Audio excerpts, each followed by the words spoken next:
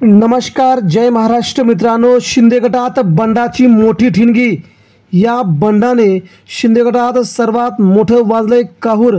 मित्रांनो, आमदार निघाले सोडून। नेमकी काय आहे बातमी? संध्याकाळी झाला शपथविधी, त्यानंतर आमदारांनी काढला आपापल्या घरी पळ। अक्षरशः आमदार रडले, मोठ्या मोठ्याने हुंदके देत। नेमकं शिंदे गटात काय घडलंय? मित्रांनो, एकनाथ शिंदे यांच्यावरती तोफ डागत आमदारांनी उद्धव ठाकरे हेच खरे मुख्यमंत्री असं म्हणलं। नेमकं काय बातमी बघूया सविस्तर अंदाज।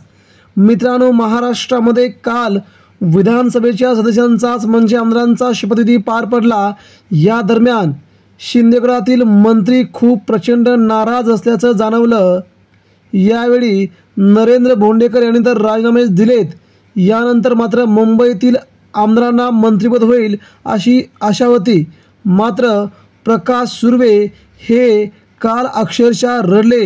मोठ्या मोठ्याने रडत असताना त्यांनी म्हटलंय की मी अति सर्वसामान्य घरातून आलेला मुलगा असल्याने मला संधी दिली नाही, परंतु ज्यांच्या घरात राजकारण आहे, ज्यांच्या घरातील बापजादे मोठे आहेत, त्या लोकांना सत्तेमध्ये सामील करून घेतलंय।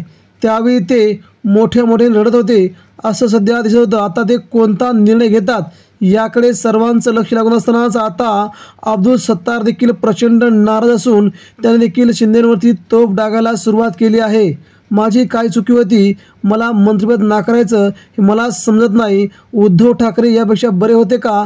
असा प्रश्न विचारल्यानंतर त्यांनी फक्त मान डोलावली।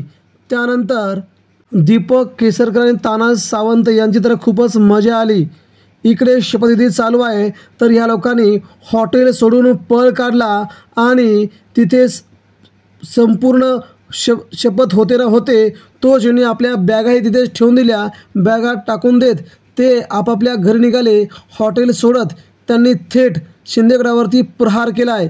त्यामुळे अब्दुल सत्तार, तानाजी सावंत, त्याचप्रकारे दीपक केसरकर, प्रकाश सुर्वे हे आता यांना रडण्याच्या पलीकडे काही नाही अशी टीका सध्या संजय राऊत यांनी केली।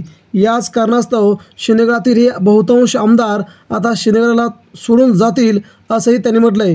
त्यामुळे हे 4 ते 5 आमदार आगामी काळात कोणता निर्णय घेणार याकडे सर्वांचं लक्ष आहे। मित्रांनो, या आमदारांनी राजीनामे द्यावे का आणि शिंदे गट सोडून दुसरीकडे प्रवेश करावा का? आपल्याला काय वाटतंय? यांची झाली दयनीय अवस्था बघून आपल्याही मनात काय प्रतिक्रिया आहेत का? नक्की त्या आमच्यापर्यंत पोहोचवा। धन्यवाद। जय हिंद, जय महाराष्ट्र।